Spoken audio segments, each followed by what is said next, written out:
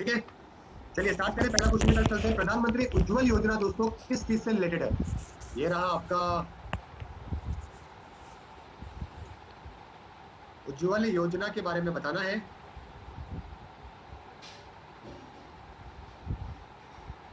बताओ भाई, उज्ज्वल योजना किससे है? बिल्कुल सही आंसर आया आपके बच्चों का।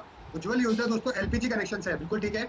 और जो भी बीपीएल परिवार के लोग हैं उनको एलपीजी कनेक्शन दिए गए थे, ताकि गाँव के अंदर, आपको मालूम है ना, चूल्हा वूल्हा जो है ना, वो सब यूज ना करें, रेस्पिरेटरी प्रॉब्लम ना हो। लेकिन हुआ क्या कि एक बार चूल्हा तो दे दिया, लेकिन उसको रिफिल करवाने के लिए मोटिवेट नहीं किया गया। तो स्कीम जो है 70-80% दोस्तों सिलेंडर बांट तो दिए गए, बांट तो दिए, लेकिन लोगों ने इसको रिफिल नहीं करवाया। अब रिफिल तो क्या है, रिफिल के लिए आपको वापस से टाइम टू टाइम, रॉन्ग हो गया क्या पोल? अच्छा चलो ठीक है, कोई बात नहीं, रॉन्ग हो गया तो टाइम टू टाइम क्या करना पड़ता, ये सस्ते में आपको रिफिल करना पड़ता। ओके, लोगों से बार बार इस पे है ना, इसकी इंपॉर्टेंस को बताना पड़ता, तब जाके लोग रिफिल करते, कंपलसरी करना पड़ता।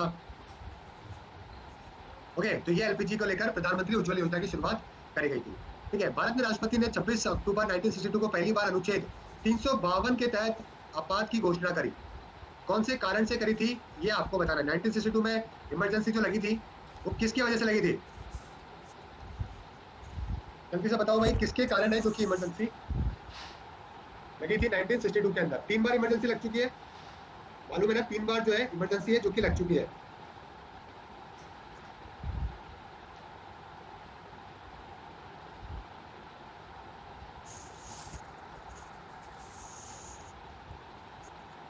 बिल्कुल सही है।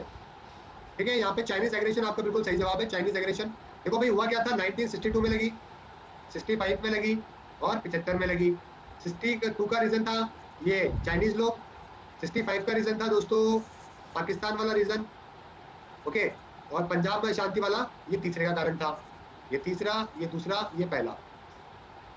ठीक है, इंटरनल डिस्टर्बेंस की वजह से। ओके, इंटरनल डिस्टर्बेंस की वजह से इंदिरा गांधी जी के द्वारा लगा दी गई थी, और बाद में फिर इस क्लॉज को हटा भी दिया गया था। पहले क्या था कि आप इंटरनल डिस्टर्बेंस की वजह से भी जो है इमरजेंसी लगा सकते थे, लेकिन बाद में फिर इस क्लॉज को हटा दिया गया, क्योंकि इसकी वजह से क्या हो गया, काफी नुकसान हो गया। ठीक है, ओ 75 में 72 में था यार, 71 72 Bangladesh, sorry sorry, Bangladesh, Bangladesh liberation वाला। ठीक है, ये बड़े, और आर्टिकल कौन सा है? 352। ठीक है, आर्टिकल कौन सा? 352। ये 75 वाला है, 71 वाला है, 65 नहीं है। 1971 72 है यार, जो बांग्लादेश को हमने आजाद करवाया था। ठीक है, 352 तो होता है आपका, क्या बोलते हैं, नेशनल इमरजेंसी। 356 होता है स्टेट इमरजेंसी, और 360 होता है आपका दोस्तों फाइनेंशियल इमरजेंसी। ठीक है गाइस, एग्जाम होगा इस साल, तो एग्जाम नहीं होगा विशाखा। रेलवे तो लोगों को लेके आने के लिए पैसा नहीं दे रही है, एग्जाम कहाँ से देगी? पैसे ले लिए बढ़िया, 1200 अरब रुपए इकट्ठे होगा रेलवे के पास में, अभी मतलब नहीं है, इसलिए मैं बोल रहा हूँ अभी आपके पास में टाइम है। अच्छा, तो आप अपने इंग्लिश जो है उसको थोड़ा इंप्रूव करो, और आपके स्टेट के एग्जाम में भी काम आएगी। ठीक है, आपके कोई भी काम आएगी, एग्जाम क्लियर कर लोगे बहुत बढ़िया, कोई दिक्कत नहीं है। चलिए, हमारी प्रदर्शन गुल इसकी मेजबानी किस की है? गुल फूड 2020 की मेजबानी किसके द्वारा करी गई?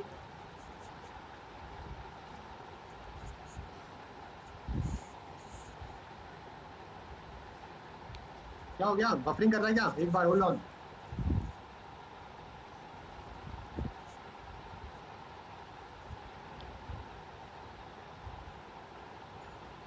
अभी ठीक है क्या? एक बार चेक करने दो मेरे को नेट की स्पीड।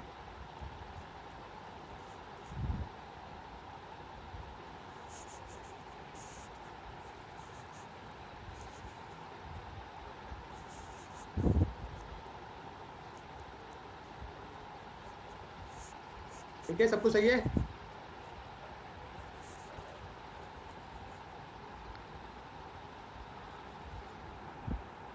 चलो ठीक है, आगे बढ़ते हैं। ये जो आंसर होगा ये होगा दुबई। दुबई के अंदर दोस्तों ये गल्फ फूड 2020 है, जो कि ऑर्गेनाइज करवाया गया था। वर्ल्ड का लार्जेस्ट फूड और ब्रेवरेज का ट्रेड का एग्जीबिशन है दोस्तों, जो कि ये दुबई में लगाई जाती है। ओके, फर्स्ट ओपीएम युद्ध किसके बीच में लड़ा गया था? बहुत ही इंटरेस्टिंग है दोस्तों, पहला ओपीएम युद्ध। और बताइए, मतलब जो ये क्या हुआ करता था, जो यूके हुआ करता था ना वो बहुत ही तेज हुआ करता था। इंडिया में तो इसने क्या कर लिया था, कब्जा कर ही लिया था। चाइना के ऊपर भी कब्जा करना था।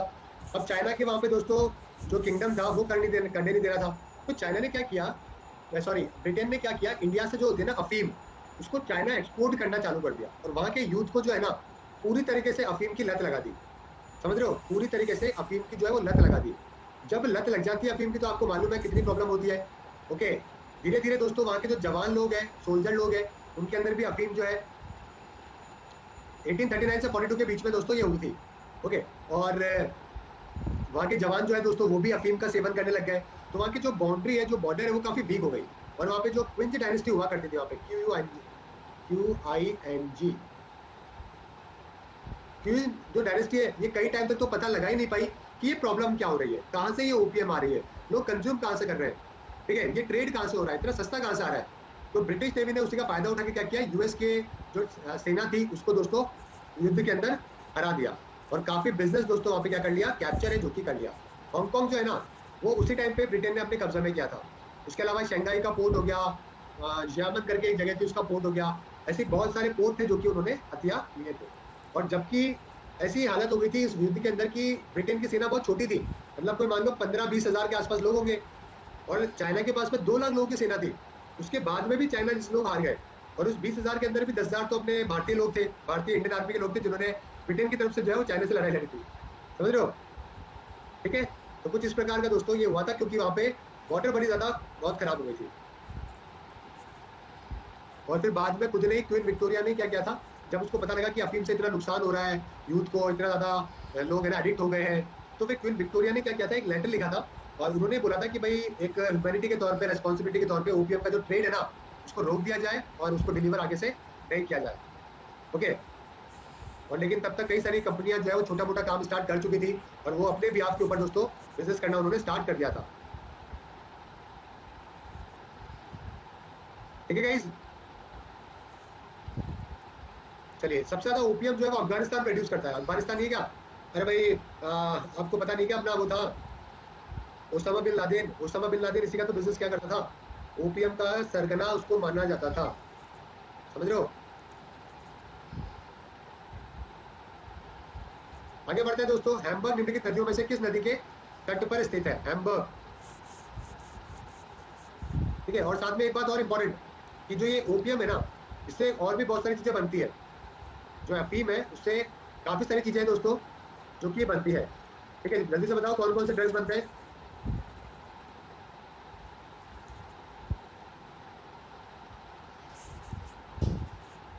बताओ भाई, आप जितने भी सुनते हो ना ये सब क्या बोलते हैं, ब्राउन शुगर और ये सब जो भी आप सुनते हो ना, ये जो ब्राउन शुगर तो नहीं होता है, उसमें केमिकली ज्यादा प्रोड्यूस किया जाता है ब्राउन शुगर को। लेकिन इसके अलावा मॉर्फिन, मॉर्फिन तो ओपीएम भी होती है, वो तो आपको मालूम ही है। इसके अलावा ये जो होते हैं अपने यार स्मैक, ये जो होती है कोकेन वोकेन जो होते हैं, है ना, ये सब जो है ये इसी से बनते हैं। ओके, कोकेन वोकेन जो है आपके ये सारे जो है वो इसी से प्रोड्यूस होते हैं। कई सारे देशों के अंदर लीगल भी कर रखा है इसको। ओके, और Afghanistan, Pakistan, Turkey, India, Burma, ये सारे देशों के अंदर दोस्तों इसको प्रोड्यूस है जो कि किया जाता है। हाँ, 2 लोग मिलकर कोर्स को ले सकते हो गाइस, कोई दिक्कत नहीं है ना, 2 लोग मिलकर ले सकते हो जो है, कभी कोई यूज कर लिया करो, कभी कोई पढ़ लिया करो ऐसा। हाँ, मेडिसिन में भी यूज होता है इसीलिए तो बनाते हैं। ठीक है, आगे बढ़े अगले सवाल की तरफ। हैम्बर्ग दोस्तों निम्नलिखित नदियों में से किस नदी के तट पर है, जल्दी से बताओ। हैम्बर्ग, हैम्बर्ग कहाँ पर है, जर्मनी के अंदर है ना। जर्मनी का लार्जेस्ट और मोस्ट इंपॉर्टेंट पोर्ट जो है ना वो हैम्बर्ग को बताया जाता है। ठीक है, तो आंसर क्या हो जाएगा, एल्ब। हाँ बिल्कुल सही है, ये आपका बिल्कुल सही आंसर है। एल्ब दोस्तों जो है वो नदी के तट पर दोस्तों हैम्बर्ग है, जहाँ पे जर्मनी की सिटी है ये। ओके, नेक्स्ट है, which one of the following ocean has the largest coast line. सबसे बड़ी कोस्ट लाइन दोस्तों कौन से वाले ओशन की है, जल्दी से बताइए। सबसे ज्यादा, सॉरी गलत हो गया ये,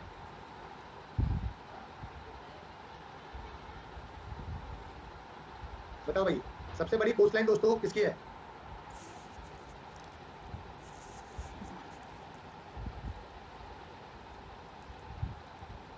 गाइस बफरिंग हो रहा है तो एक बार रिफ्रेश कर लो, एक बार रिफ्रेश कर लो गाइस।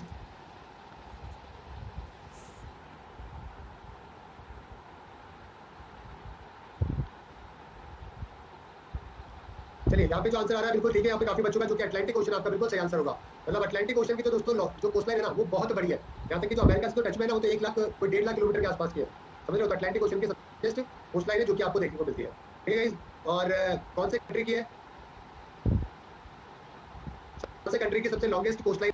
अगर मैं दुनिया के कंट्रीज की बात करूं, जैसे कि इंडिया के अंदर गुजरात की सबसे ज्यादा कोस्टलाइन है, वैसे दुनिया में कौन से देश की सबसे बड़ी कोस्टलाइन? बिल्कुल सही, कनाडा की। दोस्तों लॉन्गेस्ट बफरिंग हो रहा है क्या?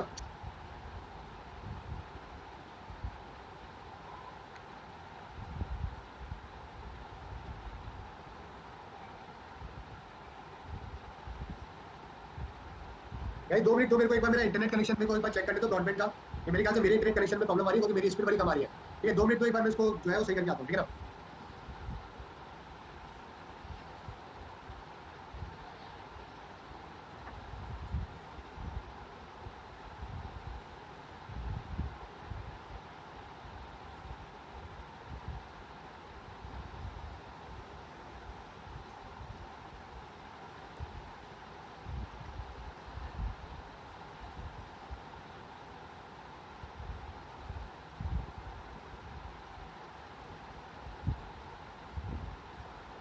अभी एकदम पूरी की तरह चलेगा, ठीक है, कोई दिक्कत नहीं आएगी अभी।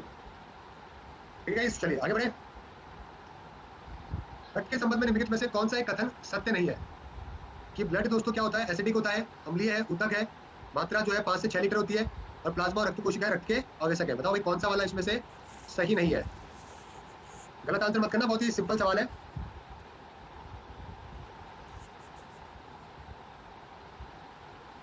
ये जो ब्लड है उसका पीएच लेवल क्या होता है? 7.35 से 7.45। और अपनी जो टेबल होती है उसमें 7 से नीचे वाला एसिडिक होता है और 7 से ऊपर वाला बेसिक होता है। तो ऊपर ही तो है, तो यानी कि बेसिक है हमारा ब्लड, एसिडिक तो है नहीं हमारा ब्लड। तो आपका आंसर क्या आ जाएगा? ये आपका बिल्कुल सही आंसर आ जाएगा। ऑब्वियसली गाइस, ब्लड कभी एसिडिक होगा क्या? समझ रहे हो? ऑब्वियसली यार, कितना ऑब्वियस क्वेश्चन था। थोड़ा दिमाग लगा भी निकाल सकते हो, पता होना जरूरी नहीं है। पीएच लेवल पता रखना 7.35 से 7.45। ओके, बहुत बार एग्जाम के अंदर दोस्तों इसके बारे में पूछता है, ठीक है गाइस। और पीएच ऑफ यूरिन के बारे में बताओ मुझे, यूरिन का पीएच क्या होता है? क्या रेंज होती है यूरिन की? ह्यूमन की बात कर रहा हूँ, ह्यूमन यूरिन की जो रेंज होती है वो 4.5 से 8 के दोस्तों बीच में होती है। थोड़ा सा एसिडिक होता है ये, समझ रहे हो। नॉर्मली आपको जो है वो 6 से 7.5 के बीच में, 6 से 7.5 के बीच में मिलता है। तो ये थोड़ा सा कैसा होता है? ये थोड़ा सा स्लाइटली एसिडिक होता है, ठीक है। चलिए, प्रोटीन अवशोषण के लिए कौन सा तत्व आवश्यक है? प्रोटीन सिंथेसिस के लिए दोस्तों क्या होना जरूरी होता है, ये आपको यहाँ पे बताना है। आपकी बॉडी में प्रोटीन जो दोस्तों बनेगा ना वो 2 स्टेजेस से बनता है। एक तो होता है ट्रांसक्रिप्शन, एक होता है ट्रांसलेशन, समझ रहे हो। ट्रांसक्रिप्शन और ट्रांसलेशन 2 तरीके होते हैं उसके द्वारा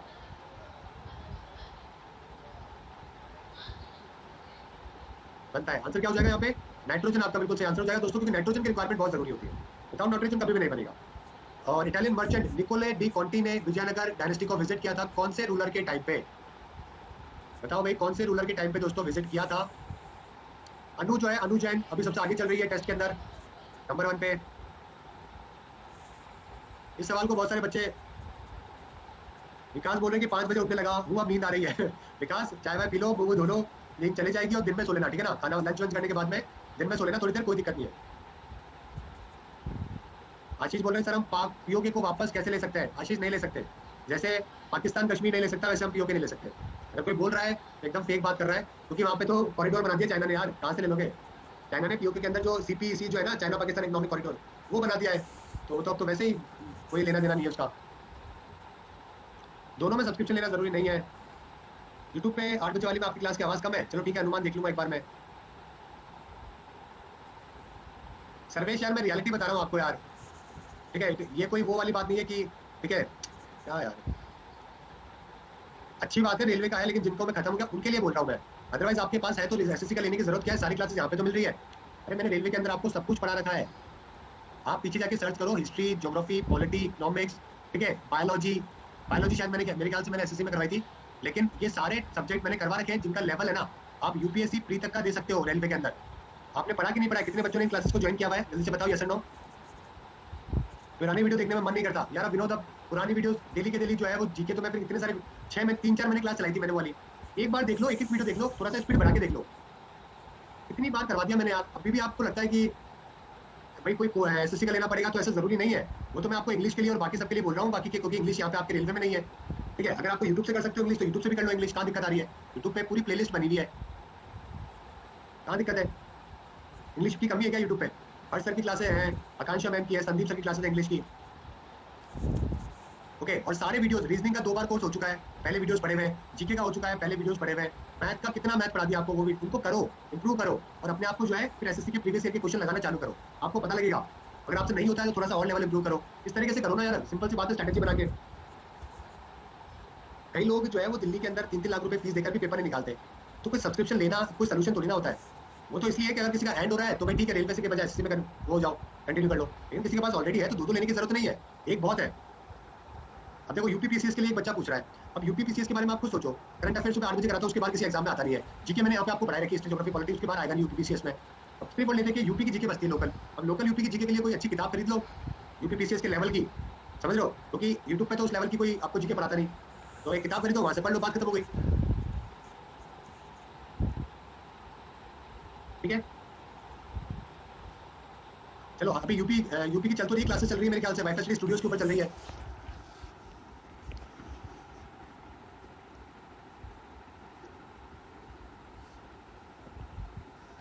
ठीक है, आंसर यहाँ पे क्या हो जाएगा? देवराया प्रथम दोस्तों, आपका सही आंसर है, जो कि हो जाएगा।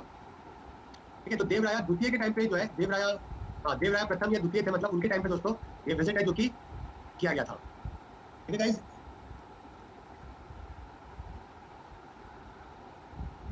हाँ देवराया प्रथम थे ना, एक बार चेक कर लेना, मेरे ख्याल से देवराया प्रथम थे या देवराया द्वितीय थे। देवराया मेरे ख्याल से द्वितीय थे मेरे ख्याल से शायद यार, जिनके टाइम पे निकोलस कॉन्टी का जो है एम्बेसडर आया था। और टाइम पीरियड देखना पड़ेगा, टाइम पीरियड के हिसाब से आप पता कर सकते हो। मेरे ख्याल से जो ये इवेंट हुआ था, बहुत सारे ट्रैवलर आ चुके हैं तो आपको मालूम है ना, जैसे इब्न बतूता भी आया था। इब्न बतूता मालूम है क्या आपको? एक अरब का बहुत बड़ा ट्रैवलर था, मोरक्को का, ओके, जो कि पूरा अरब कंट्री ट्रैवल करते हुए इंडिया ट्रैवल आया था। उसने रहला नाम की एक किताब है जो कि लिखी थी, समझ लो। और निकोलस कॉन्टी वाला जो है वो द्वितीय होगा, क्योंकि पहला तो बहुत पहले का यार, द्वितीय होगा ये। ओके, उसी तरीके से एक अब्दुल रजाक करके भी आया था, मालूम है क्या? अब्दुल रजाक जो है वो एक और ट्रैवलर था दोस्तों, वो भी आया था, और ये भी जो है वो देव राया के टाइम पे आया था। ये भी एक और नाम लिख लो यहाँ पे, अब्दुल रजाक दोस्तों एक और ट्रैवलर था। ओके, वो भी जो है अब्दुल करके नाम था, अब्दुल अब्दुल नहीं था उसका नाम, अब्दुल था, हाँ अब्दुल रजाक करके। ठीक है, और बताओ कौन से ट्रैवलर थे? और रशियन ट्रैवलर भी तो था एक, निकिटिन, क्या नाम था उसका? निकिटिन, निकिटिन करके था, हाँ। फर्स्ट रशियन ट्रैवलर जो कि इंडिया आया था, ओके, वो मोहम्मद तृतीय के टाइम पे आया था, उसका नाम था निकिटी, निकिटी। ठीक है, तो निकिटी हम याद कर रखिएगा। चलिए आगे बात करते हैं। हाँ, और फायर माइन तो आपको मालूम है सब, है ना? वो सब तो किसे भारत का मुख्य निर्वाचन आयुक्त नियुक्त किया गया है? कौन है चीफ इलेक्शन कमिश्नर इंडिया था?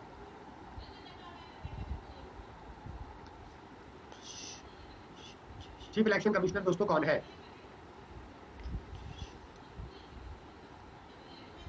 जल्दी से बताइए। बिल्कुल सही है, सुनील अरोड़ा है। और टेन्योर कितने का होता है इनका, कितने साल का होता है? या तो 6 ईयर या फिर 65 ईयर। ओके, पहले चीफ इलेक्शन कमिश्नर कौन थे? भारत के पहले चीफ इलेक्शन कमिश्नर, सैलरी कितनी होती है? सुकुमार सेन, बिल्कुल सही है, सुकुमार सेन कौन थे? फर्स्ट थे। ठीक है गाइस, आर्टिकल कौन सा है? कॉन्स्टिट्यूशनल बॉडी है ना, आर्टिकल कौन सा है, कौन सा आर्टिकल के तहत पावर मिली है चीफ इलेक्शन कमिश्नर को, ताकि इंडिपेंडेंट रहे?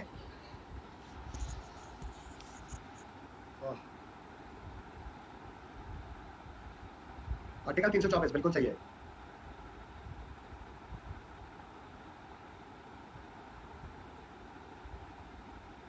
चलिए, वेंचुरी मीटर जिसका उपयोग तरल पदार्थ के बहाव दर को मापने के लिए किया जाता है, किस सिद्धांत के आधार पर कार्य करता है? वेंचुरी मीटर, वेंचुरी मीटर दोस्तों किसके ऊपर काम करता है? लिक्विड के फ्लो के ऊपर काम करता है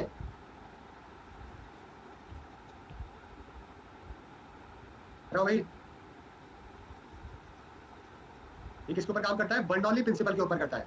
ठीक है, किसके ऊपर? बर्नौली प्रिंसिपल के ऊपर काम करता है। बचपन में देखिए ना, एक साइड तो अपन लिखते हैं kinetic energy, potential energy, okay, और एक और कौन सी होती है? काइनेटिक हो गई, पोटेंशियल हो गई, और एक और हो गई है ना, तीन होती है ना, तीन एनर्जी, P1 प्लस हाफ, ठीक है, PV square plus 2GH1 plus P2 फिर हाफ, उस तरीके से। ओके, प्रेशर एनर्जी, हाँ, प्रेशर, काइनेटिक और साथ में पोटेंशियल एनर्जी। ओके, एक साइड और दो साइड, तो दोनों को अपन बराबर करते हैं, फिर आंसर निकालते हैं। तो ये किसके बारे में द्वारा, बर्नौली के द्वारा ये दोस्तों किया गया था। ठीक है गाइस, हाँ, तो प्रेशर एनर्जी होती है पहले, उसके बाद में क्या था वो, P1 प्लस, कुछ मैं लिख देता हूँ आपके लिए, कुछ इस प्रकार से होता है, P1 plus half rho H1 square plus रो GH2 स्क्वायर। ओके, फिर P2 आ जाता है। ओके, उस तरीके से। नेक्स्ट है, पूर्ण स्वराज घोषणा के समय भारत के वायसरॉय कौन थे? जल्दी से बताइए, पूर्ण स्वराज के बारे में दोस्तों कब बात करेंगे? टाइम बताए तो आपको, 1929 की बात है।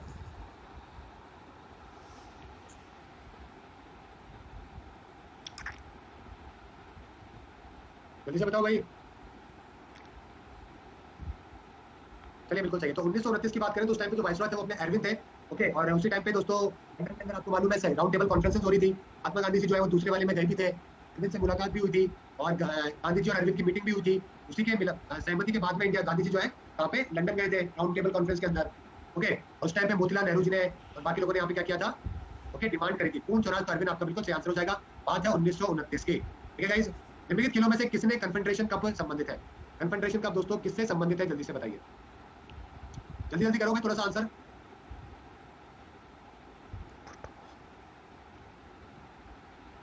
फीफा क्या करवाता है दोस्तों इसको, इस कप को जो है वो करवाता है, और पुरुषों का टूर्नामेंट है, हर 4 साल के अंदर दोस्तों करवाया जाता है। ठीक है, और नियर बाय दुनिया की 8 टीमें हैं जो कि इसके अंदर खेलती है। ठीक है गाइस, दुनिया की फुटबॉल की जो है, दुनिया की 8 टीम्स है जो कि इसके अंदर खेलती है। और सबसे सक्सेसफुल की बात करें तो ऑब्वियसली कौन है, ब्राजील सबसे ज्यादा जीता हुआ है। लास्ट चैंपियन इसके अंदर कौन था? जर्मनी था। और मैक्सिमम टाइम दोस्तों, ठीक है, जर्मनी के द्वारा दोस्तों इसको जीता गया है। अभी लास्ट जो हुआ था ये, उसके अंदर ब्राजील के द्वारा जीता गया मैक्सिमम। लास्ट जो हुआ था 2017 के अंदर हुआ था, लास्ट हुआ था 2017 में। और अभी हर 4 साल बाद होता है, तो 2021 में इसको करवाया जाएगा। कहाँ पे होगा ये नहीं पता अभी। फ्रांस ने तो फीफा जीता है। इनटू द वाटर पुस्तक किसके द्वारा लिखी गई है? इनटू द वाटर, ये जो किताब लिखी गई है दोस्तों, ये किसके द्वारा? हॉकिंग्स के द्वारा लिखी गई है। ठीक है, into the water thriller novel लिखते हैं, ब्रिटिश ऑथर है दोस्तों हॉकिंग्स, उनके द्वारा इनटू द वाटर किताब जो है वो लिखी गई थी, ध्यान रखिएगा। अगला सवाल है, एसबीआई डे किस तारीख को मनाया जाता है? एसबीआई डे, मुंबई में हेडक्वार्टर है, और ये लोग अपना डे कब मनाते हैं? 1 जुलाई को मनाते हैं। ठीक है गाइस, 1 जुलाई आपका सही आंसर होगा। कौन सा स्टेटमेंट दोस्तों इसमें से गलत है? लाइमस्टोन मेटामॉर्फिक का एग्जांपल है, फॉसिल आपको इग्नियस रॉक में नहीं मिलती है, सिस्मोलॉजी स्पेशल ब्रांच है जियोलॉजी की, और इग्नियस रॉक में कोई लेयर नहीं होती है। जल्दी से बताइए। बिल्कुल सही आंसर आया यहाँ पे दोस्तों, जो चूना पत्थर है ये आपके सेडिमेंट्री का एग्जांपल है, ये आपके लाइमस्टोन का एग्जांपल नहीं है, इसलिए आंसर हो जाएगा ये। बाकी तीनों स्टेटमेंट बिल्कुल सही है। इग्नियस रॉक में ना तो आपको फॉसिल मिलता है, फॉसिल मिलते हैं आपको सेडिमेंट्री के अंदर। ठीक है, ये बात भी सही है। और ये लेयर, आप लेयर भी आपको कहाँ पे मिलती है? लेयर स्ट्रक्चर कहाँ पे मिलता है? सेडिमेंट्री में मिलता है, ये भी आपको सेडिमेंट्री में मिलता है। ठीक है गाइस, बोल गलत हो गया क्या? ओ सॉरी सॉरी सॉरी सॉरी, बोल गलत हो गया जल्दबाजी में, सॉरी। शास्त्री टाइगर रिजर्व दोस्तों किस राज्य में स्थित है? जल्दी से बताओ।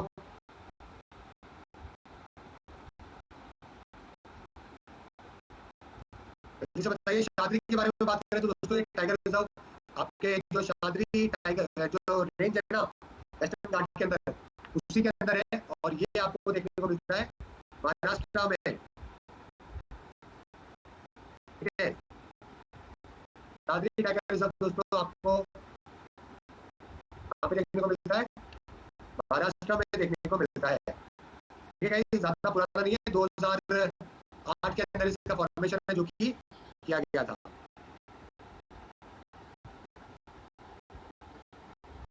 अगला सवाल है, मॉडर्न नेम दोस्तों वित्तासा, वित्तासा का दोस्तों क्या है?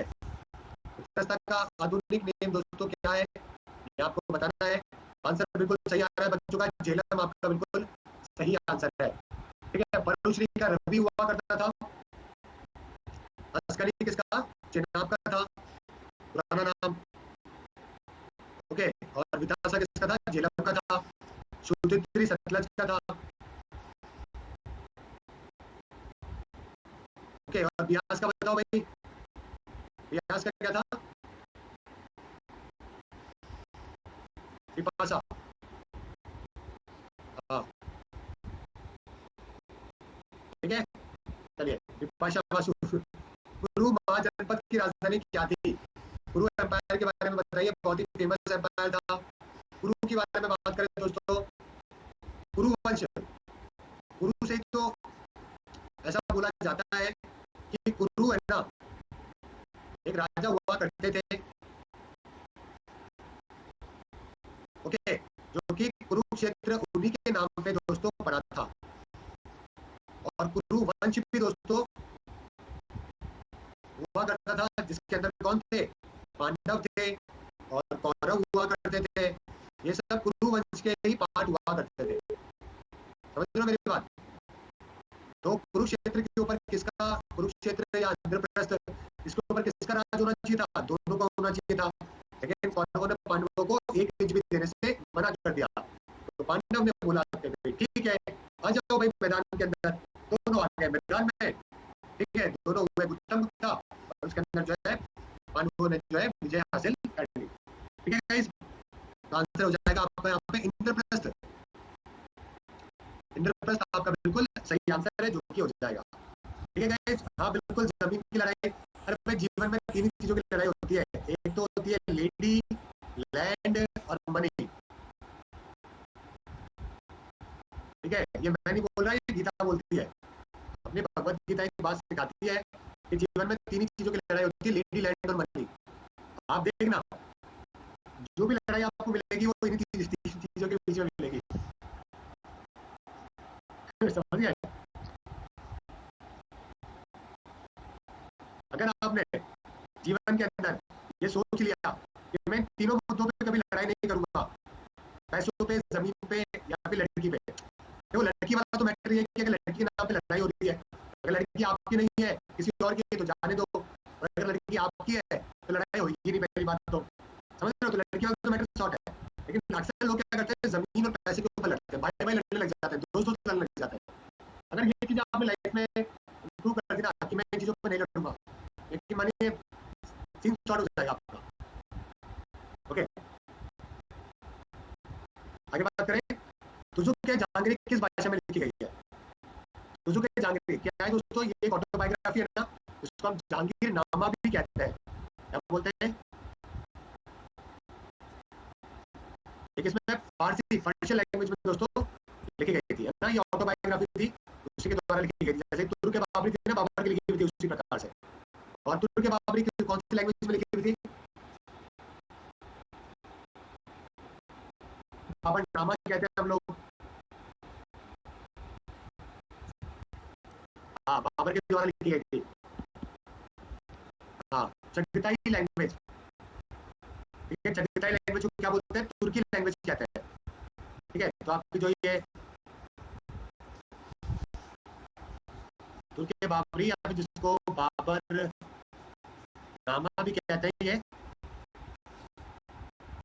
चगताई लैंग्वेज या फिर हम उसको तुर्की कहते थे। ठीक है गाइस, और बाबरनामा किसमें? फारसी में। ठीक है, अगला सवाल है, इंटेलेक्चुअल प्रॉपर्टी इंडेक्स 2020 में भारत की रैंक दोस्तों क्या है? अभी गिर गई थी भारत की रैंक, पहले तो पिछले साल से जो है वो रैंकिंग क्या हो गई थी, खराब हो गई थी। 2020 के बारे में बात कर रहा हूँ।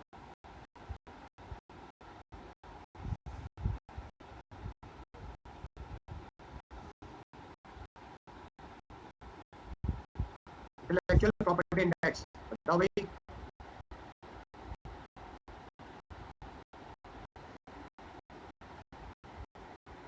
काफी सारे बच्चे यहाँ पे दोस्तों 42 है जो कि आंसर यहाँ पे लगा रहे हैं, कितना? 42 लगा रहे हैं, लेकिन गाइस जो रैंकिंग अभी फरवरी के अंदर आई है 2020 में, उसके भारत के अंदर जो रैंकिंग है वो है आपकी 40।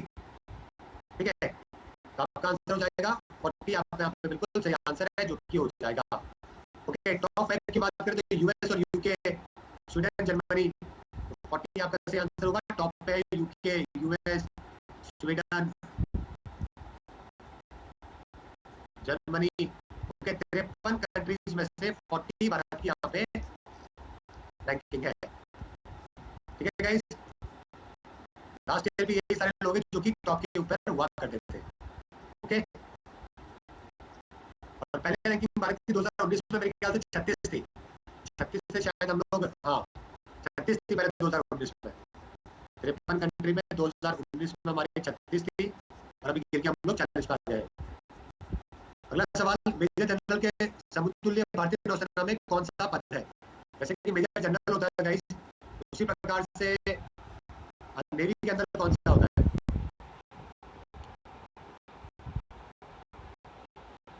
जल्दी से बताइए।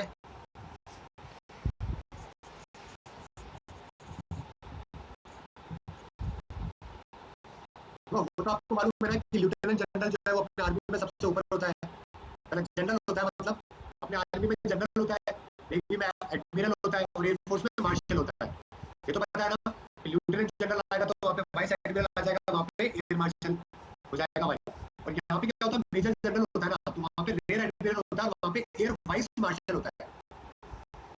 समझ रहे हो? तो यहाँ पे आपका आंसर हो जाएगा रेयर एडमिरल नेवी का। और अगर आपसे एयरफोर्स की भी बराबर पूछ लिया जाए इसके, तो यहाँ पे एयर वाइस मार्शल हो जाएगा। ठीक है गाइस, ये आपको रैंकिंग भी आपको पता जो है वो होनी चाहिए। बहुत ही सिंपल रैंकिंग होती है, मतलब ऐसा कुछ भी नहीं होता। ओके, आर्मी के अंदर आपको मालूम है, ओके मेजर वाली रैंक है, उसके नीचे फिर ब्रिगेडियर है, फिर आपको मेजर है, फिर उसके बाद आपके कैप्टन है। ओके, तो एक बार देख लेना, थोड़ा लंबा टॉपिक है। आगे न्यूट्रिशन प्रोसेस की दोस्तों पहली स्टेज क्या होती है? जल्दी से बताइए। न्यूट्रिशन प्रोसेस की आपकी बॉडी में सबसे पहले क्या होता है? इस तरीके से जाता है ना, सबसे पहले अंतर्ग्रहण होता है, इंजेक्शन होता है, फिर डाइजेशन होता है, फिर आपका ऑब्जर्वेशन होता है। 1 2 3 इस तरीके से। तो ये आपका बिल्कुल सही आंसर है, जो कि हो जाएगा। ठीक है, कोई भी फूड अगर आप अपने माउथ के अंदर लेते हो तो हम उसको अंतर्ग्रहण कहते हैं। ठीक है गाइस, अगला सवाल, which antibodies is found in the O group blood? कौन से एंटीजन एंटीबॉडी दोस्तों पाए जाते हैं O के अंदर? दोस्तों दोनों ही पाए जाते हैं, A और B। ठीक है गाइस,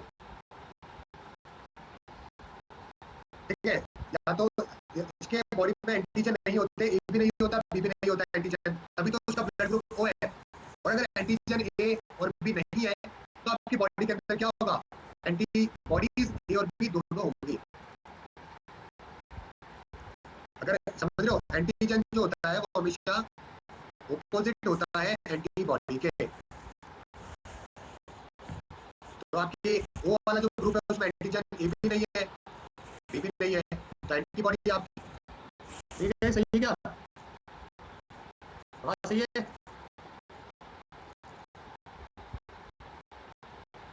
नेट जाता है यार, आ जा।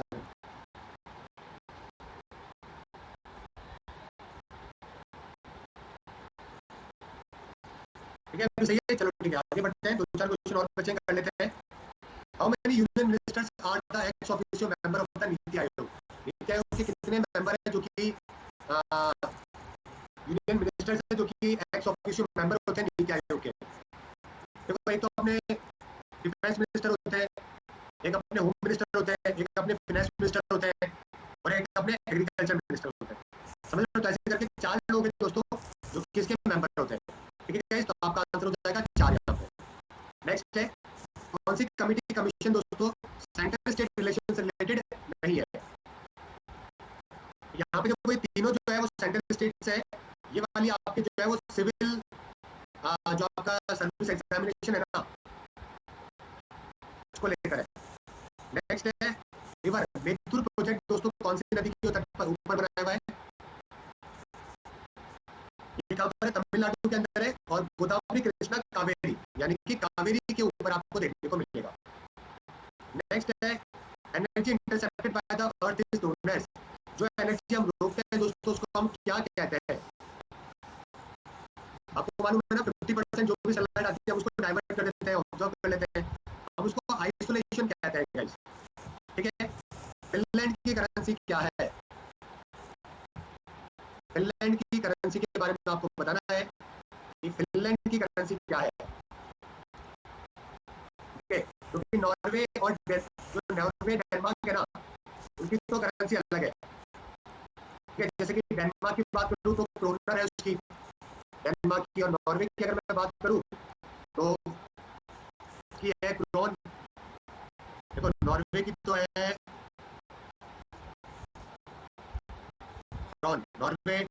स्वीडन जो है उसकी है क्रोनर, लेकिन यहाँ पे फिनलैंड की जो है वो है यूरो। समझ रहे हो? ठीक है, तो ये थे आज के आपके महत्वपूर्ण सवाल जो कि हमने कवर करे। ओके, उम्मीद करता हूँ पीडीएफ डाल दूंगा मैं, चिंता की कोई बात नहीं है। अभी 11 से 12 के बीच में